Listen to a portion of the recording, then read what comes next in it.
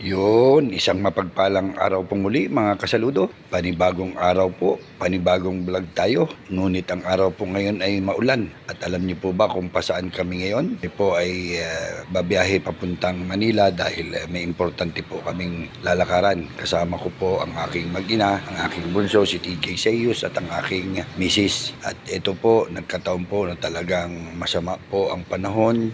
Maulan dito sa kalsada kaya nakiusap ako sa driver na kung pwede dahan-dahan at maging maingat sa pagdadrive. At nandito na po kami sa barko.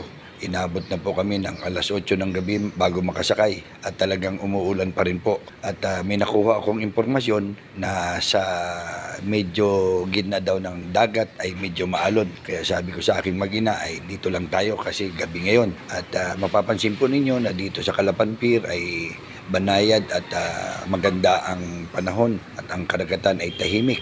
At yan na po ang Calapan Pier dito sa aming bayan, dito sa aming probinsya ng Oriental Mindoro. At umalis po ang aming barko ng ganap na alas 8:15 ng gabi. At yan na nga po, mapapansin po ninyo, napakalakas po ng hangin at talagang medyo maalon po dito sa kalagitnaan.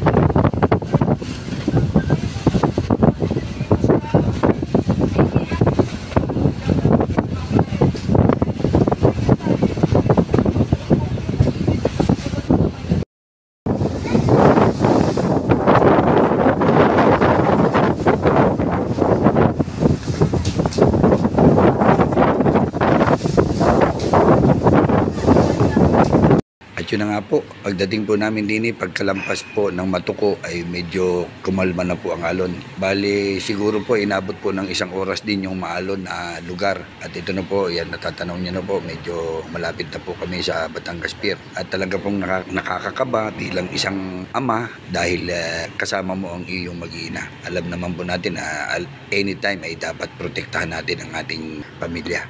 At ito po, fast forward na tayo. Nandito na po, binabaybay na po namin ang South Super Highway. Dumating po kami ng Batangas Pier ng alas 10:15 ng gabi. Bali 2 oras po yung aming biyahe. At muli po, maraming salamat po sa inyong panonood. Gaya po ng aking laging sinasabi, walang sino man ang naging mahirap dahil sa pagbibigay.